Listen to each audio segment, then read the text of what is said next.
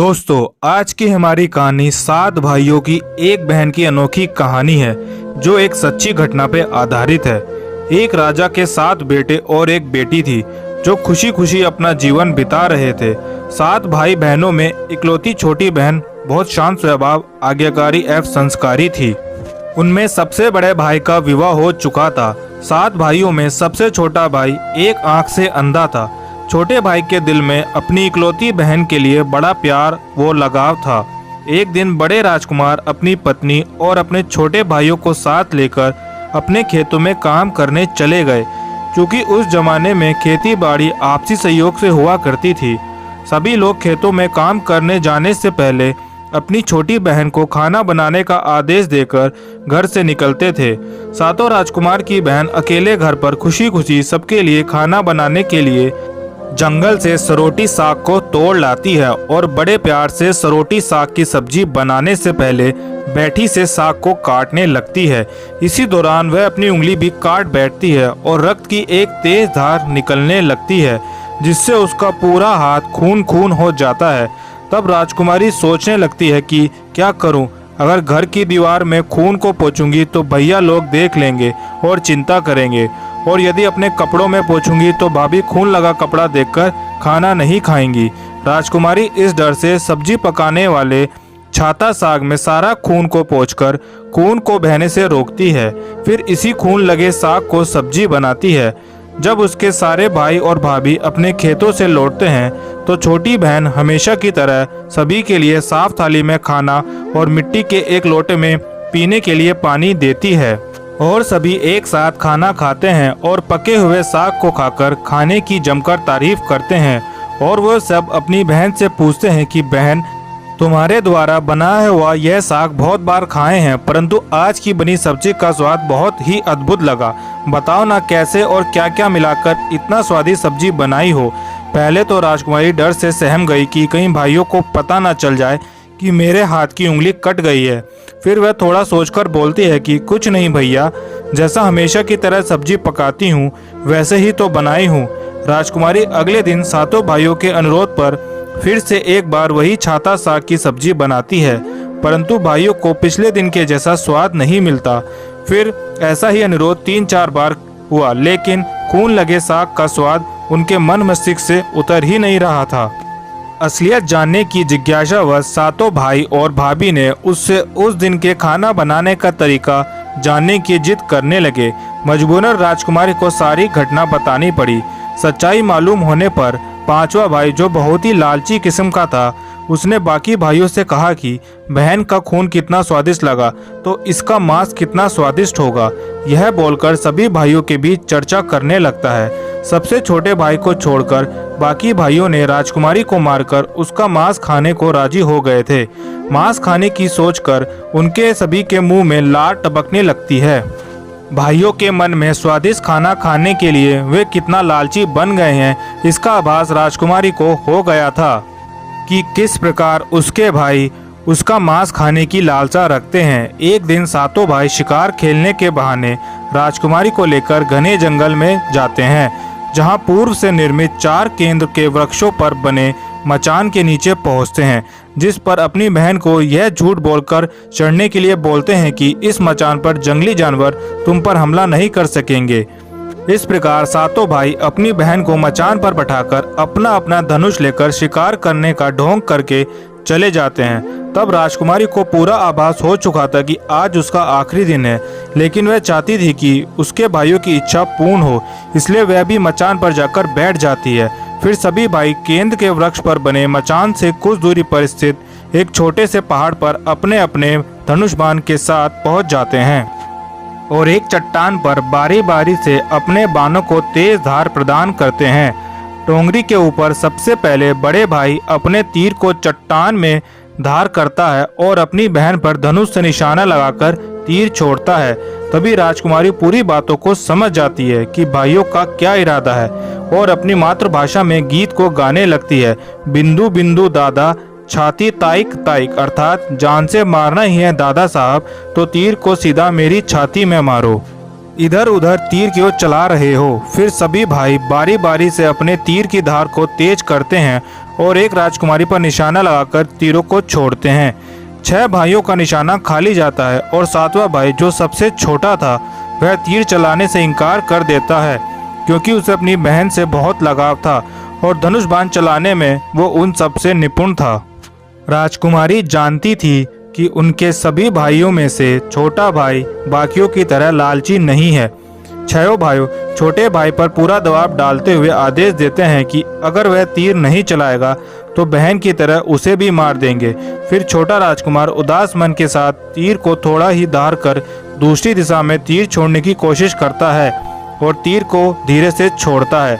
राजकुमारी हर बार की तरह इस बार भी वही गीत गाती है, बिंदु बिंदु दादा छाती ताइक ताइक। इतने में छोटे भाई का तीर सीधा राजकुमारी के सीने को भेद देता है और राजकुमारी की आत्मा शरीर से अलग हो जाती है और उसकी आत्मा उसी स्थान पर भटकने लगती है। तभी वह देखती है कि उसके शरीर का मांस खाने के लिए उसके भाई कैसे लालच करते हैं और सबसे छोटे राजकुमार को जबरदस्ती मार पीट कर उसके शरीर को काटने को आदेश देते हैं। बहन के मांस को पकाने के लिए बहुत सारी सूखी लकड़ी लाने के लिए छोटे राजकुमार को जंगल भेजा जाता है। छोटा भाई जंगल में खोज खोज कर ढेर सारी लकड़ी जमा करता है और सोचता है कि इतनी सारी लकड़ी को ले जाऊंगा, दादा जो रस्सी दिए हैं वो भी तो 7 टुकड़ों में दिए हैं, उन्हें जोड़ने पर यह रस्सी इन लकड़ियों को नहीं बांध पाएगी। देर होने के डर से राजकुमार उदास होकर रोने लगता है और उसकी आंखों से आंसू धरती में गिरने लगते हैं। वह अपनी बहन को याद करके रो ही रहा होता है कि तभी एक नाग देवता वहां आते हैं और पूछते हैं कि क्यों रो रहे हो राजकुमार। वह इधर उधर देखता है किंतु कोई भी नजर नहीं आता है। फिर राजकुमार को नाग देवता दिखते हैं और राजकुमार नाग देवता को अपनी पूरी आप बीती सुनाते हैं। फिर नाग देवता उसे कहते हैं कि मैं एक लकड़ी में रस्सी की भांति लिपट जाता हूँ और तुम जैसे ही लकड़ी वहाँ रखोगे मैं धीरे से निकल जाऊंगा। और राजकुमार ऐसा ही करते हैं। सभी बड़े भाई यह देखकर चकित रह जाते हैं कि कैसे उनका छोटा भाई रस्सी के 7 टुकड़े होने के बावजूद भी जंगल से इतनी सारी लकड़ी लेकर आता है।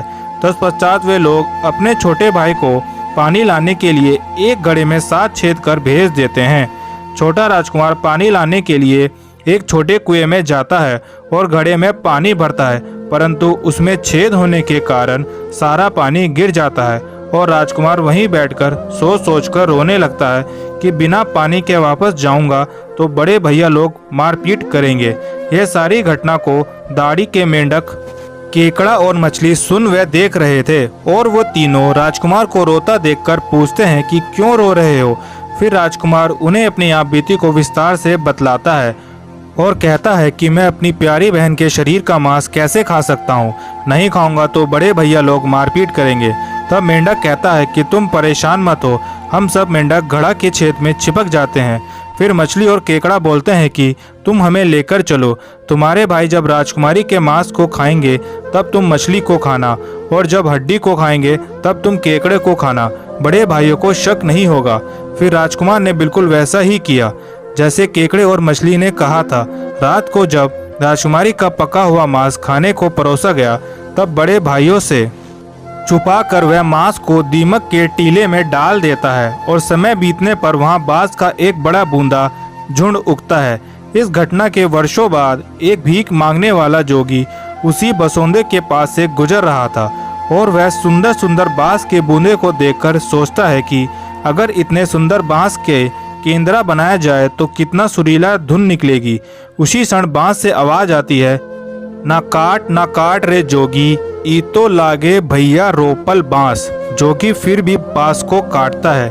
जोगी इसी उद्देश्य से एक मोटा बांस का टुकड़ा काट कर ले जाता है कि इस बांस की आवाज इतनी सुंदर है, यदि केंद्रा बनाएंगे तो कितनी मधुर आवाज निकलेगी। और जोगी इस बांस से एक सुंदर केंद्रे का निर्माण करता है। इस केंद्रे से इतनी मधुर ध्वनि निकलती है कि जोगी जहाँ जहाँ इसे बजाता है इसकी ध्वनि से लोग मंत्रमुग्ध हो जाते थे। एक दिन जोगी घूमते घूमते बड़े राजकुमार के घर पहुंचता है और अधिक धन के लालच में जोगी जोर जोर से केंद्रा बजाना शुरू करता है, परंतु इस बार केंद्रे का मीठा सुरीला स्वर कर्कश हो जाता है और जब भी जोगी कुछ नया धुन बजाने की कोशिश करता है बार बार एक ही धुन निकलती है ना बाज रे केंद्रा, ई तो लागो मोर दुश्मन का घर। बार बार यही धुन निकलने पर बड़ा राजकुमार मारपीट कर जोगी को अपने घर से भगा देता है। ऐसे ही घूमते घूमते जोगी हर भाई के घर जाता है, लेकिन हर बार की भांति वही धुन ना बाज रे केंद्रा, ई तो लागे मोर दुश्मन का घर बजता है। यह धुन सुनकर सारे भाई जोगी को डांट डपट कर भगा देते हैं। सबसे अंत में जोगी छोटे राजकुमार के घर पहुंचता है। छोटे भाई के घर आंगन में प्रवेश करते ही केंद्रा खुद ही बजने लगता है। जोर जोर से बाज रे केंद्रा, ई तो लागो मोर छोटे भाई का घर।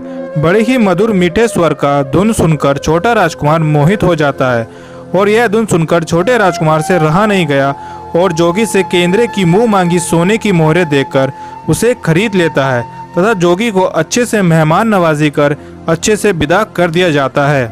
धीरे धीरे समय बीतता है और छोटे राजकुमार अपने काम से कुछ दिनों के लिए बाहर जाते हैं। जब वह वापस लौटते हैं तो देखते हैं कि उसका कमरा बहुत ही सुंदर ढंग से सजा हुआ है और घर के सारे बर्तन अच्छे तरीके से रखे हुए थे। तब छोटा राजकुमार सोचता है कि हमेशा मेरे कमरे की साफ सफाई घर के नौकर करते हैं, लेकिन कभी भी इतना सुंदर सजाया नहीं गया है। फिर राजकुमार अपने नौकरों से पूछताछ करते हैं कि मेरे कमरे को इतना सुंदर किसने सजाया है। नौकरों के मना करने पर राजकुमार सोचते हैं शायद कोई भाभी आई होगी और मेरे कमरे को सजाकर गई होगी। जब भी राजकुमार घर से बाहर काम के लिए जाते हैं, यही घटना हर बार देखने को मिलती है और लगातार होने के कारण राजकुमार के मन में जानने की जिज्ञासा उमड़ने लगी कि आखिर मेरे घर को इतना सुंदर ढंग से कौन सजावट करता है। वह अपने भाइयों तथा भाभियों से भी पूछता है और वे लोग भी सजावट करने की बात से साफ मना कर देते हैं। एक दिन राजकुमार सच्चाई का पता लगाने के लिए किसी काम का बहाना बनाकर बाहर जा रहे हैं, बोलकर निकलते हैं और छुपकर पुनः वापस आकर अपने कमरे में रखे खजूर के गोल के मुड़े हुए चटाई के अंदर छुप जाते हैं।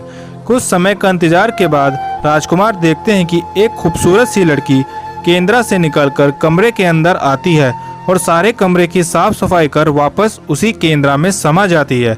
यह देखकर राजकुमार की आंखें खुली की खुली रह जाती हैं, क्योंकि उस लड़की की शक्ल राजकुमार की छोटी बहन के जैसी ही होती है। राजकुमार अगले दिन फिर से एक बार उसी प्रकार छुप जाते हैं और जैसे ही वह सुंदर लड़की पूरे कमरे की साफ सफाई का काम खत्म कर वापस केंद्रा में जाने वाली होती है, तब छोटे राजकुमार उस लड़की का हाथ पकड़ लेते हैं और तुरंत केंद्रा को जला देते हैं, जिसके बाद वह लड़की हमेशा के लिए मानव रूप में परिवर्तित हो जाती है और दोनों भाई बहन खुशी खुशी अपना जीवन जीते हैं। आज भी हर गांव में आसरी पूजा के दिन बकरा काटते हैं और पूरे गांव के घरों में प्रसाद स्वरूप बकरे का मांस खाया जाता है और सतबैनी नामक पूजा स्थान पर वहीं सरौटी का साग चढ़ाया जाता है। दोस्तों, आपको ये हमारी कहानी कैसी लगी हमें कमेंट करके ज़रूर बताइएगा और अगर वीडियो पसंद आई तो वीडियो को लाइक करें और चैनल को सब्सक्राइब करें।